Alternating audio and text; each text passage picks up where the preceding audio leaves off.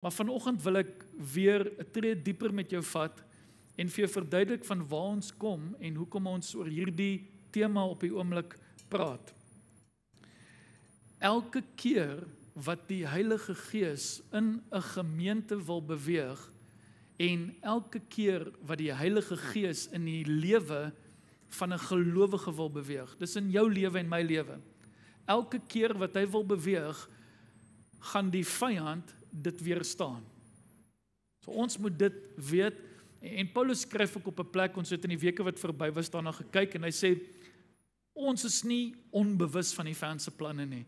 Hy het ons nie omkant betrap nie. Hy het ons nie verbaas of verras nie. Ons weet dat wanneer ons as 'n gemeente God gaan soek, dan gaan die vyand ons probeer stop. En ek dink wat God se hart skeur, is die feit dat daar baie gemeentes is in die wêreld vandag waar die vyand die gees begin blus het in die gemeente. En ons wil as 'n gemeente leer wat verhoed die Heilige Gees om in jou en my lewe, maar ook in die gemeente te beweeg soos wat hy regtig wil. En so ons sien voorbeelde deur die skrif van hoe die vyand God se mense weerstaan het, weerhou het en selfs verhinder het. Ek wil weer vir jou 'n vars voorbeeld van dit gee vanoggend, want op Paulus se reistog sien ons hoe die vyand selfs vir hom probeer verhinder het om by die kerk in Tessalonisense dit te doen wat die Here hulle geroep het om daar te doen. En ek wil eintlik open met hierdie vers vanoggend, en ek gaan vir Michaela sy boek om vra of sy vir ons 1 Tessalonisense 2 en vers 18 op die skerm sal sit. Daar sy. En ek wil vir dit lees. Paulus sê, daarom wou ons na julle toe kom, ek Paulus meer as eenmaal, maar die Satan het ons verhinder. Die vyand het ons verhinder. En die vyand gaan probeer om jou te verhinder. Hy gaan probeer om jou huwelik te verhinder. Hy gaan probeer om jou kinders se geestelike groei te verhinder. En hy gaan probeer om gemeentes te verhinder, sodat ons as gemeentes nie die koninkryk van God sal sien vooruitgaan nie. En so dit herinner ons net dat ons deel is van 'n oorlog. Jou betrokkenheid is 'n feit. Al besluit jy om nie te veg nie, is jy in hierdie oorlog betrokke. En so die Here wil ons leer hoe om die vyand te weerstaan, en ek wil miskien net dit opsom wat ons laas week geleer het hieroor, want Jakobus sê vir ons, onderwerp jou aan God, weerstaan die duiwel, en wat gaan hy doen? Hy gaan van jou af vlug. Maar is dit nie mooi hoe Jakobus dit vir ons leer nie, dat die manier wat ons die duiwel weerstaan, is nie om die duiwel te weerstaan nie, maar om eers onsself te onderwerp aan God. Jy sien, as God vir jou veg, dit is soveel beter as wat jy vir jouself probeer veg, want hy het reeds die oorwinning behaal. Die Bybel sê dan, die vyand is ontwapen. En partykeer veg ons 'n geveg wat nie ons geveg is om te veg nie. Weet, party battles is net te groot vir jou en my om te veg. Dis hoekom, soos in daai liedjie wat ons gesing het, die Here baie keer vir sy mense sê, wees net stil en weet, ek is God. En op 'n plek sê vir Israel, wees stil, ek sal vir julle veg. Ek hou daarvan. Ek hou daarvan om te weet, ek het 'n God wat vir my veg. Ek hou daarvan om te weet, ek het 'n God wat teen die reuse en die berge in my lewe te staan kom, en dat daar die berge moet val in sy teenwoordigheid. As ek gaan probeer, as ek in my eie krag gaan probeer, dan gaan ek misluk. Maar as die Heilige Gees ingryp in my lewe, en ek gee vir die Heilige Gees die vrymoedigheid om te werk in my en deur my lewe, dan sal God vir my veg, en ek sal in die oorwinning bly, wat hy reeds vir my behaal het. So ons het 'n eksperiment gedoen 'n rukkie gelede, en ons het by ChatGPT iets gaan intik. Wie van julle is bekend met ChatGPT op die oomblik? Ek dink daar's baie mense het al met my gepraat hieroor. Meeste mense is redelik bekend met ChatGPT. Ek het in die week met oom Piet en tannie Nettie gesels. Hulle is baie bekend met ChatGPT. Oom Piet, julle het sulke mooi liedjies vir mekaar geskryf op ChatGPT. Dis vir ons 'n goeie voorbeeld. En jy sien nou oom Piet, wat nou gaan gebeur is, as ek nou vir Chantel 'n liedjie skryf op ChatGPT, dan gaan sy sê ek het die idee by jou gekry.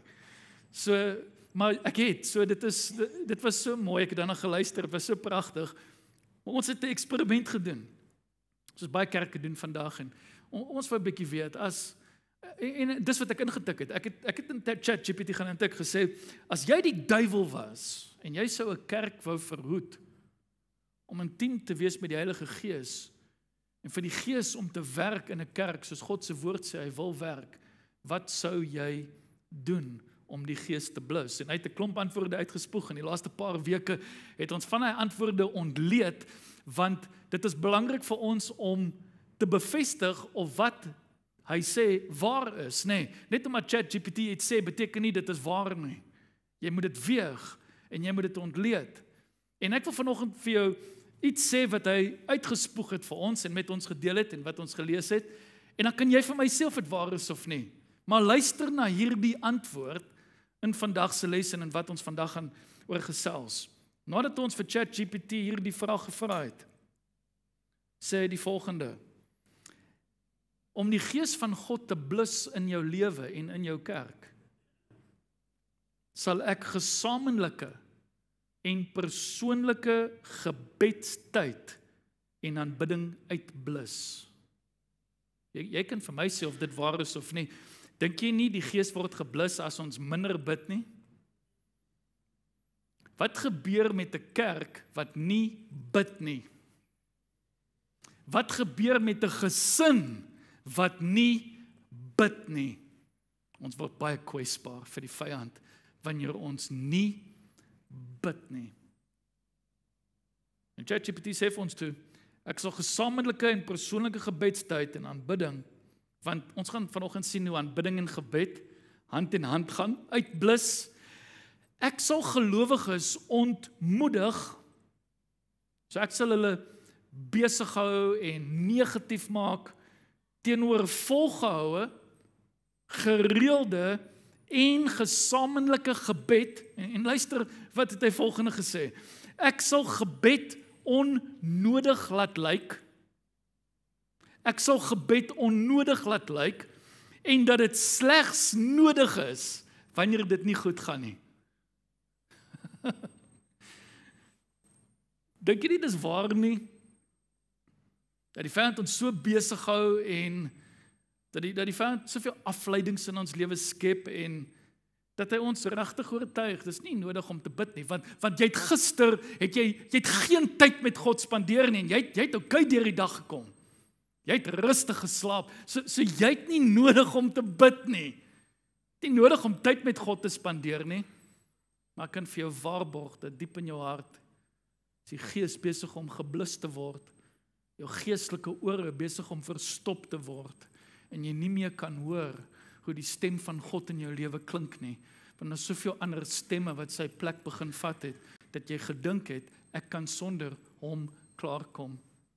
Hoe hartseer dit vir ons is, wanneer ons dink, ek kan sonder God klaarkom. Ons moet iets van God se natuur besef, wat 'n direkte verband het met hoekom ons bid. Die Here is lief vir jou. Wil jy nie vir iemand kyk vanoggend en vir hulle sê, die Here is lief vir jou nie? Hy is so lief vir jou. Hy is so lief vir jou. En die Here geniet dit so om tyd met jou te spandeer. Luister mooi. Dat as ek dit in my denke opgemaak het, ek slegs tyd met hom sal spandeer en hom sal soek en sal bid wanneer dit moeilik gaan, wees versigtig dat die Here dit nie moeilik hou nie, sodat jy by hom sal bly nie. As ons God net gaan soek wanneer dit moeilik gaan, wees versigtig dat God dit nie moeilik hou nie, sodat jy by hom sal bly nie. Want hy het jou lief. En ons het dit gesê, en ons gaan dit weer sê, hy wil en sal altyd eerste in ons lewens wees. En die laaste ding wat hy uitgespoeg het, ons hierdie vraag ingetik het, hy het so 'n paar goedjies en elke week raak ons so aan een, maar hy het gesê, ek sal die dissipline, ons het gesing vanoggend van wag op God, né? Hierdie is eintlik 'n verlore kuns in die lewens van baie gelowiges vandag, is om te wag op God. Maar hy het gesê, ek sal die dissipline om op God te wag as 'n gemeente ondermyn. Ons hoef nie meer te wag op God nie, ons hoef nie meer te bid nie. As jy hierdie direk terugvat na jou huis toe, dan is dit duidelik dat die vyand ons sal oortuig dat man en vrou nie meer hoef saam te bid nie. Dit gaan redelik goed en ons bid nie gereeld nie, so hoekom sal ek bid? As 'n kerk kan die vyand ons oortuig, dis nie nodig om saam te bid nie, want jy weet dis die Kersseisoen en mense kom bietjie later en die bidkamer is dalk nie so vol nie, maar tog het die diens goed gegaan. So dis nie regtig nodig om volgende keer te kom en te bid nie, want dit gaan goed gaan, die Here is hier en dit gaan goed gaan. Maar dis die leuen van die vyand. Dis om ons af te lei en om ons te weerhou van gebed, want die rede hoekom ons bid is nie om vir God te vertel wat ons nodig het nie. Die rede hoekom ons bid is soos Maria net by Jesus se voete te sit, om te waardeer en vir hom te wys ons het hom lief. Want een ding wat ek van jou weet en wat ek van myself weet is dat dit wat jy lief het om te doen, sal jy tyd mee spandeer. So dink net aan dit wat jy geniet in jou lewe en wat jy lief het om te doen.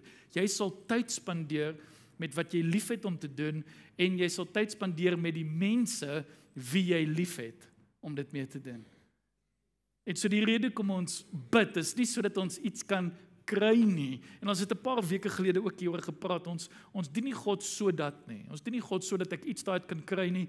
Ek dien God omdat hy soveel reeds vir my gedoen het. Dis hoekom ek hom dien. Maar die motief van alles in ons lewe moet eintlik net een ding wees. En dit is hoekom ons motief vir gebed dieselfde ding moet wees. Ons motief vir gebed moet altyd liefde wees. Ek spandeer tyd met hom omdat ek hom liefhet. Omdat ek hom liefhet. En partykeer wanneer ek tyd met hom spandeer, dan sal ek hom partykeer vra om my te help met iets of my iets te voorsien, maar nie altyd nie, want partykeer aanbid ek hom net wanneer ek tyd met hom spandeer. En Chantal het nou die dag iets mooi met my gedeel en ek het dit begin doen en ons het gesien vir julle wat bekend is met Pastoor Vlad van die Oekraïne, wie van julle het Pastoor Vlad gesien op Facebook of op sosiale media, Pastoor Vlad, uit so 'n mooi ding wat hy 'n gebedstyd skep vir mense om die Here net in die gees te aanbid, net in hulle geestelike tale te bid, tyd alleen met die Here te spandeer. En ek het dit begin doen en ek kan nie vir jou sê hoe verrykend dit is om net by die Here te sit en net met hom te praat. Jy weet, in die taal wat hy ons gegee het en wat vir ons almal beskikbaar is nie, net om intiem met hom te wees. En wanneer jy daar kan kom en jy kan net tyd met hom spandeer omdat jy hom liefhet en hom waardeer en dankbaar is vir hom in jou lewe, die vyand kan nie dit blus nie. Die vyand kan nie dit onderdruk en ondermyn nie.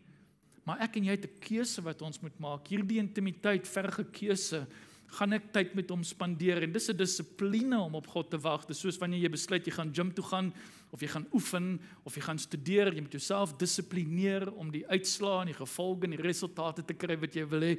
En dit is dieselfde in ons verhouding met God. Die Here wil hê ons moet 'n dissipline van gebed maak. En wanneer ons gedissiplineer is, hulle sê as ek reg onthou, as jy iets konsekwent vir 21 dae kan doen, kan dit 'n dissipline word in jou lewe, dit kan 'n gewoonte word, en jy weet natuurlik wat gewoontes in ons lewe doen, né? Gewoontes vorm ons karakter. Ons karakter. En so as jy 21 dae op sy sit, en sê ek gaan God soek, ek gaan my Bybel lees, ek gaan bid elke dag, die vyand kan nie meer, met tyd kan hy nie meer dit blus nie, want jy het jouself so versterk in die gees. En so die vraag wat ons vanoggend hierop moet vra, as die vyand ons gebedstyd wil te nakom as 'n kerk, wanneer ons voor die diens saam bid, en wanneer ons op geleenthede en in ons klein groepe wat gaan begin in Januarie, wanneer ons saamkom om te bid, en wanneer ons oefeninge het, en wanneer ons saam dinge doen, dat ons altyd bid, as die vyand gaan probeer om dit te blus, dit te ondermyn, dan is die vraag, hoe reageer ons as gelowiges, maar ook as 'n kerk, op hierdie tipe aanslag en op hierdie aanval van die vyand. Ons reageer deur gestruktureerde tye van gebed en aanbidding te behou en om te leer hoe om in gebed na God te luister en om met verwagting te bid en op hom te wag. Kom ek lees dit vir jou op 'n ander manier in Efesiërs 6. Ek wil dit vir jou op skerm sit. Efesiërs 6 vers 18 sê die volgende: terwyl julle met alle gebed en smeking by sommige geleenthede bid in die Gees. Is dit wat dit sê? Nee. Sommige geleenthede? Alle geleenthede. Is dit nie wat hy sê nie? Alle geleenthede. Elke keer wat julle saamkom, bid. Elke keer wat julle ontmoet, week dit in gebed. En juis daartoe waak met alle volharding en smeking vir al die heiliges. Nie net moet ons vir onsself bid nie, maar ons moet vir mekaar bid. En kom ek vra jou, as 'n gemeente wat die opdrag van Jesus se liefde wil bevorder, in dat die enigste manier wat Appington gaan weet, Appington Lighuis is ware disippels van Jesus, is deur ons liefde vir mekaar, is my vraag vir ons vanoggend, bid ons vir mekaar. Bid jy vir die res van die gemeente. Here, ek bid dat my broers en susters nie sal opgee in die geloof nie. Ek bid dat hulle nader aan U sal kom. Ek bid dat as hulle siek is, U hulle sal gesond maak, Here. En as hulle oorweldig is, dat U hulle sal bevry en sal red van dit en sal vrymaak van bande in hulle lewe.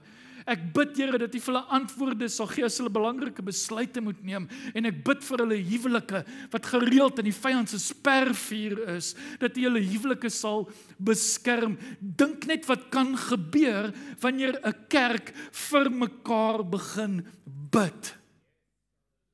Iets gaan verander tussen ons wanneer ons vir mekaar begin bid. En luister, ek weet dit is makliker om vir mense te bid wat vir jou bid en dit is makliker om mense lief te hê wat ons weet ons ook lief het, maar dis nie waar die toets van Jesus is nie. Die toets van om soos Jesus lief te hê, lê nie daarin om Jesus lief te hê nie. Luister mooi, dit lê daarin om Judas lief te hê. Die toets van Jesus liefde lê nie daarin om Jesus lief te hê nie. Om Judas lief te hê, om mense lief te hê wat ons dink dit nie verdien nie, of mense aan wie ons nie dink nie. Hoeveel meer moet ons as 'n liggaam, as die kerk vir mekaar, as broers en susters opdra? Nou, hoekom ek daai spesifieke voorbeeld wil gebruik is, want iets gebeur, en ek het eintlik, ek het hierdie ding eintlik by Chantel geleer, so oor die jare het, sy het my al gepraat hieroor, en as ons deur 'n moeilike tyd gegaan het, ek gaan eerlik met jou wees, as ons deur 'n moeilike tyd gegaan het, en miskien, jy weet, ons almal het al konflik in ons lewe ervaar, en moeilikhede, en partykeer moeilike mense, elke keer wat ons deur so 'n moeilike tyd gaan, en ons praat hieroor, dan sal Chantel altyd eerste wees en sê, weet jy, ek het regtig vir daai persoon vandag gebid. Ek het regtig vir hulle gebid. En ek het al gedink, Chantal, ek weet nog, ek is net nog nie daar, jy weet, ek praat van 'n rukkie gelede, ek is net nog nie daar, dat my eerste reaksie is om te bid vir almal nie. Want jy voel seer, of jy voel teleurgesteld, of jy voel te nagekom, en jou eerste reaksie is nie om te bid nie, maar ek het iets geleer van haar, in haar hart, om vir soveel mense te bid, en ek moet eerlik wees vandag, ek dink uit die twee van ons, bid Chantal meer vir ons as gemeente as wat ek doen, as ek eerlik is, want ek weet hoeveel sy vir die gemeente bid, maar weet jy wat gebeur, wanneer jy vir iemand bid, behalwe 'n broer, ek praat van iemand wat dalk nie verdien nie, iemand wat jou seer gemaak het, weet jy wat gebeur? Jou denkwyse en jou siening van daai persoon begin verander wanneer jy vir hulle bid. En so daar is 'n enorme krag in gebed. En die vyand wil dit nie hê nie, want die vyand wil die kerk verdeel, en die vyand wil die kerk seermaak, en die vyand wil die gees van God blus in die kerk, maar hierso leer ons dat om dit te staan, moet ons bid vir mekaar, en dit is so my hoop, as ons in hierdie week ingaan, wil jy nie saam met my 'n oefening doen nie? Wil jy nie iewers in die week, jy kan besluit watter dag vir jou gaan werk. Ek wil nie sê elke dag nie, dit klink mooi om te sê elke dag, maar wil jy nie net 'n dag kies van jou week en sê, ek gaan hierdie week, op daai dag, daai tyd, gaan ek spesifiek vir ons gemeente en vir elke persoon in ons gemeente bid nie. Gaan elke een. En daar's soveel maniere wat ons dit kan doen, en jy weet, jy kan, soos wat mense in jou hart opkom, soos wat die Here vir jou mense wys, jy vir mense bid, jy kan oor die algemeen bid, vir die gemeente, sê Here, ek bid vir ons kerk, ek bid vir ons gemeente, ek bid vir ons lede. Wat ek baie keer doen in die kantoor, ek vat ons gemeente lys, en dan lê ek hande op jou naam. Ek lê hande op jou naam, en ek bid vir jou. En jy kan dit doen, jy kan iemand se naam neerskryf, en so vir hulle bid. Maar ons moet nooit die vyand toelaat om die gees van gebed in ons kerk te blus nie. Inteendeel, ons moet 'n kerk wees wat groeiend bly in gebed. En ek is super opgewonde as ons in die oggende hier saam bid voor die diens, om die passie en die liefde van mense te sien wat hulle in gebed na God toe bring. En ons sien 'n dinamiese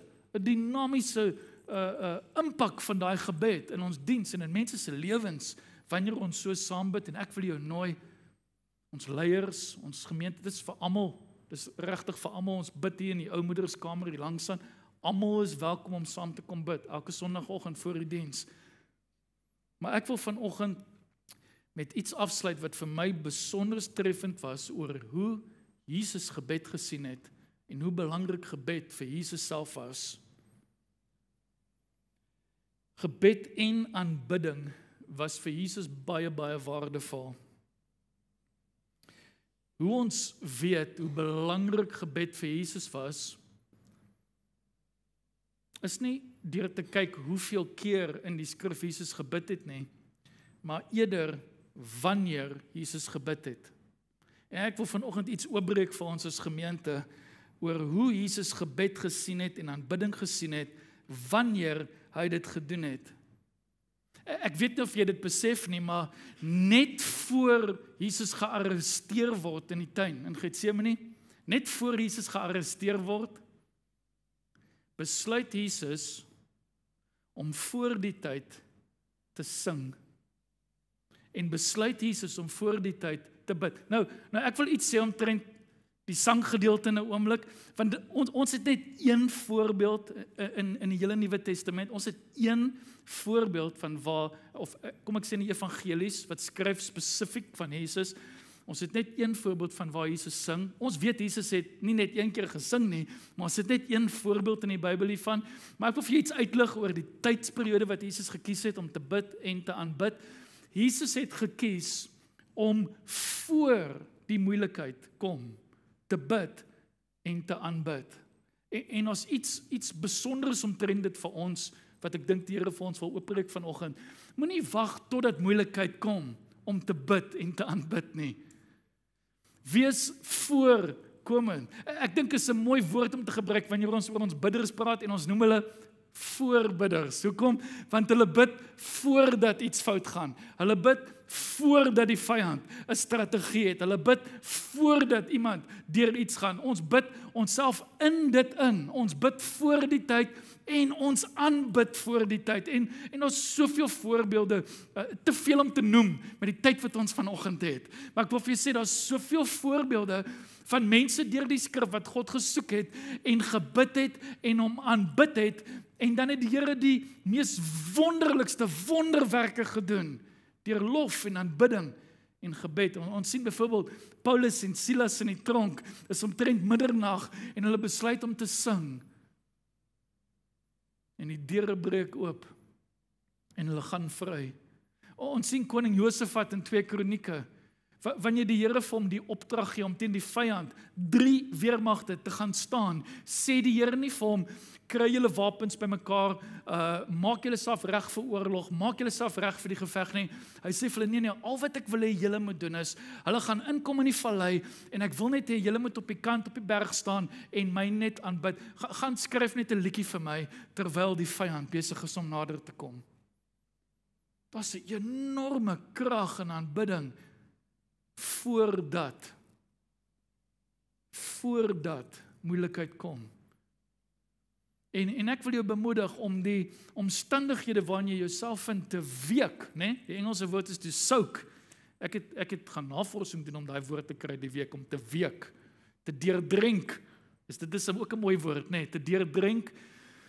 Deurdrink jy omstandighede met gebed, deurdrink jy omstandighede met aanbidding, en sien die verlossing wat God kan bring in jou lewe. Ons sien dat voor Jesus se arrestasie, dat hy bid en dat hy aanbid, en ons sien die enigste voorbeeld van Jesus wat sing in die boek van Markus, hoofstuk 14 vers 26, ek sit dit sommer vir jou op skerm, die woord sê, toe hulle die lofsang gesing het hulle uitgegaan na die Olyf. Jesus het gekies om te sing, voordat hy na die Olyfberg gegaan het, om gearresteer te word. Maar ek wil jou vra, hoekom dink jy, sou Jesus van ons vra as 'n gemeente, om dieper in aanbidding te gaan?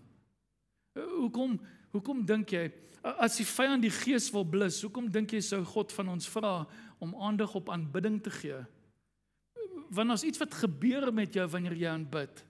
Daar's iets wat aan die binnekant van jou plaasvind, wanneer jy aanbid. En die Here gee vir ons aanbidding as 'n geskenk, as 'n gawe, om onsself voor te berei vir die gees van God wat wil beweeg in die gemeente. En so, ek gaan nou vir jou iets lees, maar ek wil jou nooi om elke week wat ons kom met die regte postuur. Kom met 'n diep verwagting, van wanneer ek kan bid, wanneer ek vandag gaan saam sing, miskien ken jy die liedjie, miskien ken jy nie die liedjie nie, maar ek gaan die regte postuur hê. Ek gaan die regte hartsfokus hê wanneer ek dit doen. Ek gaan die woorde gebruik en dit my eie maak, en ek gaan eerlik met God wees. Ek gaan nie sing, we're waiting here for you with our hands lifted high, terwyl my hande in my sakke is nie, want dit is nie eerlik nie. Dit is eerlik. Wanneer ek sing, ek gaan my hande oplig. Dit is eerlik. Dis hoekom die tipe aanbidders wat God soek. Ons het al die idees van wat aanbidding is, maar hy sê, ek soek net 2 goed. Ek wil julle moet my in gees en in waarheid aanbid. Die waarheid gedeelte is ek is eerlik wanneer ek U aanbid. Ek gaan vir U wys hoe ek voel. As ek vir Chantel wil wys hoe ek oor haar voel, dan sal ek 'n inisiatief gebruik. Dis met haar verjaarsdag, toe al die kaartjies en leidrade rondom die huis gelos het oor wat ons gaan doen die jaar vir haar verjaarsdag. Hoekom? Want ek wil vir haar wys. Dis hoe ek oor jou voel. Dis goed om dit te sê, en ons moet dit elke dag sê, en ek wil jou bemoedig, en ek wil vir ons man sê, jy moet vir jou vrou elke dag sê, jy het haar lief. Vrouens, sê vir jou man, jy het hom lief, en kinders, sê vir julle ouers, jy het hulle lief, en ouers vir jou kinders, sê vir hulle, jy het hulle lief, maar jy wys dit. En dis wat ware aanbidding is 'n bewyse van hoe ek voel oor hom. As ek sing, ek buig voor U, dan buig ek, want ek sing dit en ek bedoel dit. Ek buig voor U, want daar's niemand soos U nie. Ek moet eerlik in aanbidding wees. En ek wil hê ons moet daar kom as 'n gemeente. As ek staan en kou en ek het 'n hand in die sak en ek sing, I'm waiting here for... Moenie sing nie. Jy doen nie God 'n guns as jy sing nie. Moenie sing, moenie dit sing en dit nie bedoel nie. Hy wil dit nie hoor van my lippe af nie. Daar's miljoene mense om die wêreld vandag wat dit bedoel uit hulle hart uit. Dis 'n aroma vir sy neus en 'n geur en iets wonderlik vir sy ore om te hoor. Maar as ek staan en kou en sing I'm waiting here for you. Die koning van konings, is dit ook op hom wag? Is dit ook op 'n God, 'n lewende God wat my gered het op die kruis? Vanoggend gaan ons nagmaal hê. Is dit ook op hom wag? Hoe is dit dat 'n weermagsoldate in sy teenwoordigheid, wanneer hy net sê ek is agteroorval, maar ek staan en kou terwyl ek sing I'm waiting here for you. Ek dink ons moet God vra om ons harte te breek vir wat sy hart breek. En dis my gebed vir ons as gemeente, is dat ons postuur, 'n postuur van nederigheid en afhanklikheid van hom sal wees, dat wanneer ons saamkom, ek regtig nie, want kom ek sê vir julle, ek gee glad nie om wie vir my kyk terwyl ek kan bid nie, want ek kan bid nie vir jou nie. Ek kan bid vir hom. Wat hy van my dink is die belangrikste. Dis al wat vir my saak maak in daai oomblik, is wat hy van my dink. Jy weet, toe ek nie die Here geken het nie, het ek ook in die kerk gestaan, en ek het vir mense gelag. Check daai oom, wat maak hy? Kyk uit tannie, gelag vir mense, bespotting gemaak daarvan. So moet ek nie geweet het wat ek gemis het nie. Maar toe hy inkom, my verander, kon ek nooit weer dieselfde bly nie. Ek wil eerlik wees wanneer ek hierdie God aanbid. En so, ek sluit af vir ons, luister, dis wat aanbidding doen. Aanbidding versag ons harte, wanneer ons God soek. Daar's 'n versagting wat aan die binnekant van jou plaasvind, en jou fokus van wie hy is. Dit skuif, dis wat aanbidding doen, dit skuif die fokus, want is moeilik as ek fokus op my omstandighede. Chantal sal ook vir julle sê, ek dink sy het dit 2 keer die week, het sy vir my gesê, jy oordink nou die ding, nee, ek is een van daai mense, ek weet nie, ek dink as van ons hierso wat so is, ek hoop nie ek is alleen nie, maar party van ons is bietjie van overthinkers, nee, jy dink dalk 'n bietjie net te lank of te veel aan 'n ding, Chantal sal vir my sê, don't overthink it, jy weet, dis baie eenvoudig, don't overthink it, want ek het 'n neiging daartoe, maar wat dit doen, wat aanbidding doen, is dit skuif my fokus van dit waarna ek dink en van myself af, en dit sit daai fokus terug op God, wie aanbid wil word. Dit versterk my geloof, en natuurlik, een van die wonderlikste teenstrategieë, hierdie is 'n geestelike militêre strategie teen die vyand, se aanvalle, is dat aanbidding jou geestelike ore oopmaak, om te luister en te hoor wat God vir jou sê. As jy sukkel om te hoor, begin aanbid, begin dissipline van aanbidding in jou lewe, kom in 'n atmosfeer van aanbidding kerk toe. Sing vir die kerk te kom. Sing voordat moeilikheid kom. Sing in die moeilikheid wanneer dit kom. En ons gebedsfokus vandag, omdat ons intimiteit met die Heilige Gees soek, is die volgende. Ons gaan saam bid, dat die Heilige Gees die vuur van gebed sal aansteek in ons lewens en in ons gemeente. En om vir die Here te vra om ons te help om te luister en om op hom te wag. Ek gaan vir Hendrik vra om so lank vir die span daar agter te gaan roep, vir Chris en die kinderkerkonderwysers en vir die jeug en vir die kinders wat by ons gaan aansluit vir nagmaal. Maar soos ons hier sit vanoggend, wil ek hê ons moet dit vir onsself en ook vir mekaar bid. Ons begin die week se oefening deur nou vir mekaar te bid. En so net waar jy is, ek wil jou vra, sluit net jou oë vir 'n oomblik met my. Kom ons bid dit saam in ons hart vir die Here. Kom ons bring die gemeente na God toe. En kom ons bid vir mekaar hierdie gebedsfokus vir vandag. Heilige Gees, ons wil vanoggend ons gemeente by u voete kom neerlê. Vanaf die jongste persoon tot die oudste persoon, Here, ons wil elke een by u voete kom neerlê. Ons wil bid vir ons kerk vanoggend. En ons wil bid, Heilige Gees, dat u die vuur van gebed in ons harte sal aansteek.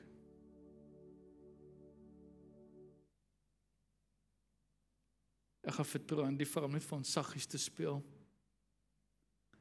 Here, ons dink aan ons broers en susters hier vanoggend. Ons dink aan die wat graag hier wou wees, nie kan nie, maar wat deel is van ons gemeente. Ons dink aan die wat ver woon, wat ver werk, wat ver studeer, die wat selfs in hulle harte verkoel het teenoor U. Steek die vuur van gebed aan, Here. Steek die vuur van aanbidding aan in ons harte. Wil jy dit nie net bid saam met my vir 'n oomblik nie? Kom ons bid dit vir mekaar. Here, steek die vuur van gebed aan in ons kerk. Steek die vuur van gebed aan onder ons lede. Steek die vuur van gebed aan in elke een, in elke huis, in elke huwelik, Here. Steek die vuur van gebed aan in ons kinders, Here, wat inkom. Ons bid, Here, dat ons kinders 'n behoefte, 'n soeke, 'n verlange na een gebed sal kweek, Here. Dat hulle van jongs af sal leer om U te soek. Want die woord sê, wanneer ons U soek, luister hoe mooi, sê Jeremia vanoggend vir ons. Ek dink nie daar's iemand wat nog nooit die Jeremia 29 belofte gehoor het nie. Nee, ek weet watter planne ek kan gaan by julle dink. Goeie planne, nie boos nie, julle hoop in die toekoms. Ons almal ken dit, maar ons ken nie die volgende vers so goed nie. Die volgende vers sê, julle sal my soek en julle sal my vind wanneer julle my met julle hele hart soek. Wat 'n mooi gebed vir ons gemeente. Here, leer ons om U gesig te soek en om U met ons hele hart te soek. Ons bid dit vir ons broers en vir ons susters in die gemeente. Ons bid dit vir mekaar. Ons bid dit vir die wat so besig is op die oomblik, wat soveel afleidings het. Ons bid dit vir elkeen wat die vyand probeer mislei, Here, sodat hulle nie tyd met U kan kry nie. Ons bid dit, Here, vir elke een vanoggend, dat hierdie vuur van gebed en van aanbidding sal aangesteek word en nie uitgeblus word nie.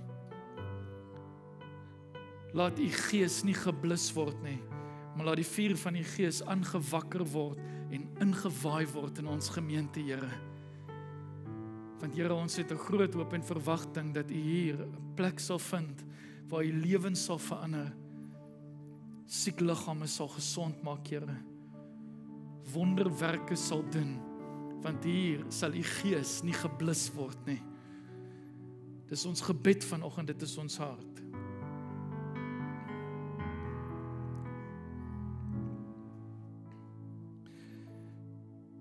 Ons bid vir ons broers en susters in die kosbare naam.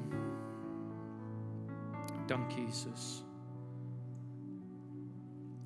Terwyl Trandi vir ons speel, wil ek vanoggend iets met jou deel, wat ek hoop eintlik vir ons kinders wat hier is, sal sin maak. Ons gaan vir 'n oomblik stil staan by die nagmaaltafel. Ek wil vir Susan baie dankie sê. Susan het vir ons die tafel kom voorberei vanoggend en ons waardeer haar tyd en moeite met dit ongelooflik baie. Dankie daarvoor, Susan. Maar ek wil gou by ons kinders hoor vanoggend.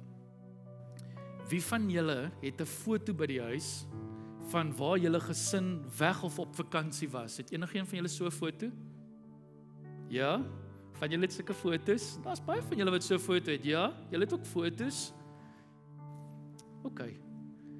Wanneer jy 'n foto het van 'n plek waar jy was, is die foto nie self die plek waar jy was nie, maar 'n herinnering van daardie plek wat jy besoek het en wat jy daar gedoen het. Wanneer jy na daai foto kyk, miskien is dit iewers in die huis en jy sien daardie foto, dan herinner dit jou van al die pret wat jy gehad het en hoe lekker dit was toe jy daar was. Miskien by die see of miskien by 'n stad of 'n plek waar jy maatjies besoek het of familie. Dis hoekom Jesus vir ons die nagmaal gegee het. hierdie brood en hierdie sap wat ons vanoggend gaan gebruik, is 'n prentjie van iets wat 2000 jaar gelede gebeur het, toe Jesus sy lewe vir ons neergelê het.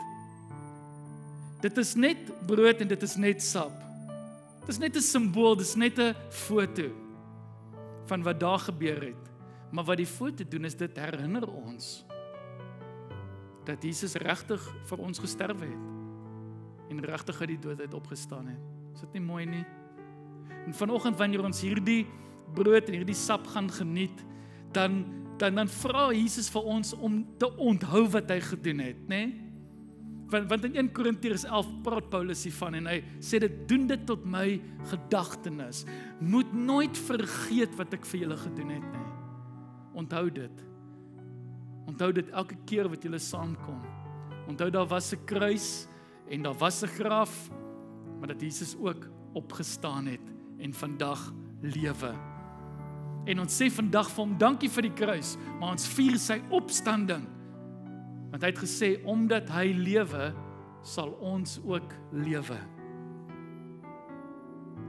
En so vanoggend is dit 'n voorreg vir my, wanneer ons u bedien, met hierdie embleme, om vir die nuwe kerkraad, leiers wat vanoggend teenwoordig is, vra om by my aan te sluit, en ek gaan vir u, die wat hier is, vra om na vore te kom en dan verskoning maak vir van ons lede wat vandag uitstedig is. Maar ek wil vra dat hulle by ons sal aansluit vanoggend. Ons het hierdie jaar 'n mooi verkiesing gehad en ons wil vir u dankie sê vir u betrokkenheid. Ek dink dit was die meeste betrokke lede die jaar in ons verkiesing as in die tyd wat ons in Appington was, en ons wil vir u dankie sê vir u hoe u gestem het in gebed en in afhanklikheid van God, om te sê, Here, stuur my hand, stuur my pen. En so ek wil in kort vir u sê dat nadat ons laasweek 9 kandidate voorgelê het vir verkiesing van diakens op die kerkraad, het u al 9 ingestem. En ons is baie, baie dankbaar daarvoor. En ons het gesê, ons sou uiteindelik 8 ingestem het, maar as ons 'n ekstra persoon het, hoekom nie? As u die vertroue het en ons vertrou die Here, dan hoekom nie? Dan is ons 9 en nie 8 nie. En so ek wil vanoggend vra dat, soos ek wat ek die lede na vore roep, of u asseblief hier voor by my kan kom staan, want met hierdie jaar se verkiesing het ons nie net diakens verkies nie, maar ons het ook 2 nuwe ouderlinge aangestel in ons gemeente, waarvan een van hulle vanoggend met ons is, maar ek gaan deur ons lys gaan en dan vir u hulle verskonings ook gee, soos wat hulle dit vir ons deurgegee het. Wanneer hulle na vore kom vanoggend, en net voordat ons hierdie embleme uitdeel, om die krag en die herinnering hiervan te waardeer, gaan ons ook na 'n getuienis luister vanoggend, 'n kort getuienis van Ansa Foster. So sonder versuim wil ek u vra om na vore te kom, en ek wil eerstens vir ons hoofouderling, oom Benny Engelbrecht, vra om asseblief by my aan te sluit vir 'n oomblik, oom Benny, baie dankie. U kan hier voor kom staan, hier by die krippie, tussen die krip en die tafel ook, net die spasie benut hier voor. En dan wil ek graag vir Hendrik Hannekom vra om na vore te kom. Hendrik word hierdie jaar een van ons aangestelde ouderlinge in die gemeente. En nadat ons hieroor gebid en geklankbord het, wil ek vanoggend noem, oom Benny kan sommer onder staan en hoef nie op te stap by die trappies nie, dis als reg. Ons wil vir u noem dat ons mense se gehoorsaamheid in die gemeente vier.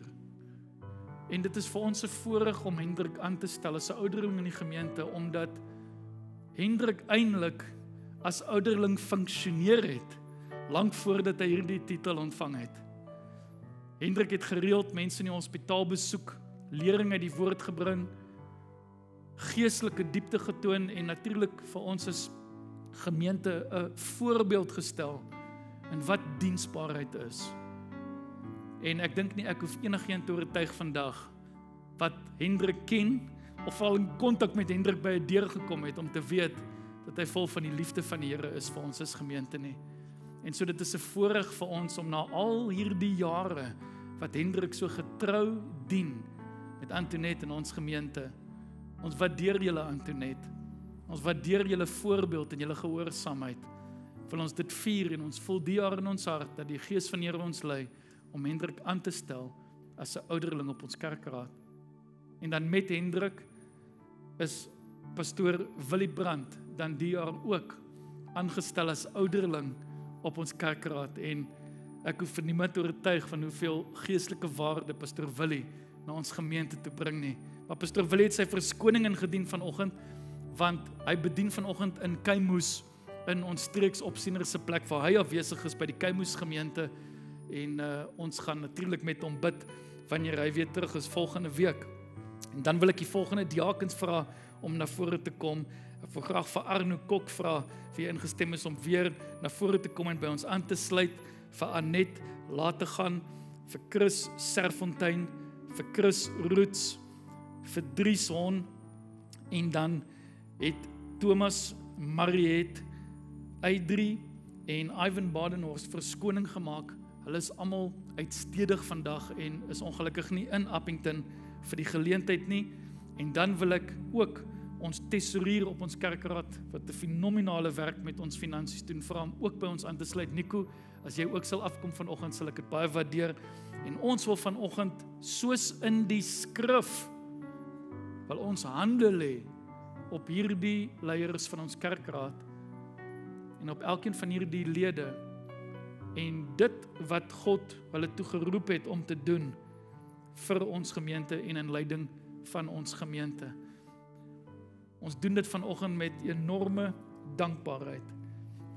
En ek wil die geleentheid vat om by elkeen van hulle net 'n oomblik stil te staan en soos wat die woord ons leer, ons hande op hulle te lê en hulle af te sonder vir hierdie werk, hierdie ernstige werk waartoe God elkeen van hulle geroep het. Ek wil u vra, wil u nie asseblief daar waar u sit, saam met my hande uitsteek na hulle toe vanoggend nie. Ons sonder Nico af, Here. En ons sê vir u dankie vir die gawe, dankie vir die werk waartoe u hom geroep het om ons gemeente te dien en u daarin te verheerlik, Here. Seën hom in hierdie werk en dankie vir sy beskikbaarheid en betrokkenheid om dit te doen. Ons sonder vanoggend vir hom Benny af, Here, as ons hoofouderling van ons gemeente, vir hy en Tannie Silvera vir ons so mooi voorbeeld stel,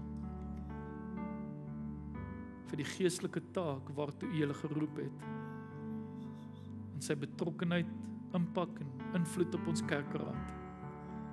Seën hom in Jesus naam. Ons sonder vanoggend vir Hendrik af, Here, en ons sê vir u dankie dat u hom by die naam aan ons bekend gemaak het en hom geroep het tot hierdie rol, hierdie funksie. Seën hom vir die impak wat hy ook gaan hê, die hartklop wat hy vir u het en dit wat hy gaan bring na ons leierskapspan toe. In Jesus naam. Ons sê vir vanoggend dankie vir die jong man, Here. Ons wil Chris aan u afsonder. Here, dankie vir die werk wat hy reeds doen en wat hy met soveel diensbaarheid en liefde vir u doen, Here. Ons wil vra dat u hom sal laat groei en van krag tot krag geestelik sal gaan, Here, as 'n jong leier op ons kerkraad en dat sy impak soos 'n ripple effek in die gemeente ervaar sal word tot u heerlikheid in Jesus naam. So vanoggend vir Chris Serfontein, Here, aan u afsonder vir die rol wat u hom geroep het as diaken op die kerkraad. Here, dankie dat sy hart, Here, verlang om u te behaag. En ons wil vra, Here, dat u hom wonderlik sal gebruik. Ons sê vir u dankie vir hom en vir Ina en vir hulle familie. En Here, ons vra dat u hom sal bemagtig deur u Gees vir dit wat u voor hom sal lê om te doen in diens van die gemeente en tot eer van u naam. In Jesus naam.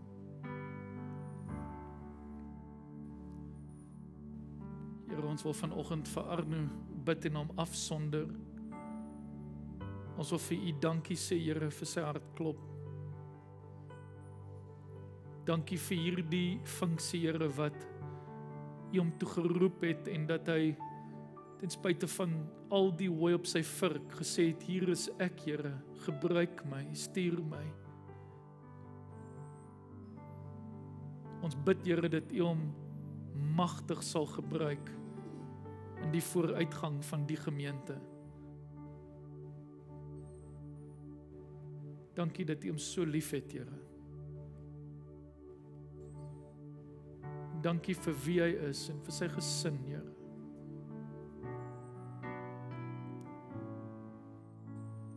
Ons bid dit in die kosbare naam. Ons sonder aan net vanoggend af van U, Here. Net soos in die Bybel, as 'n diakones op ons kerkraad, Here, dankie dat die mans en vrouens roep om U te volg en om disippels te wees. Gebruik op 'n wonderbaarlike manier, Vader, in die volgende seisoen van die gemeente. Dankie vir elke bydrae wat sy lewer, na gewilligheid om dit te doen. Om altyd te sê, ja, gebruik my. Seën haar in hierdie funksie en bediening. En ons bid vanoggend vir Dries, Here, wie ook nie op ons kerkraad is. Dankie, Here, vir sy liefde en sy opregtheid. Ons wil hom vandag afsonder aan U en vra dat hy saam met ons hierdie reistog sal aanpak en saam met ons sal groei en dat U hom wonderlik sal gebruik, Here, in diens van hierdie gemeente. Ons bid dit in Jesus naam.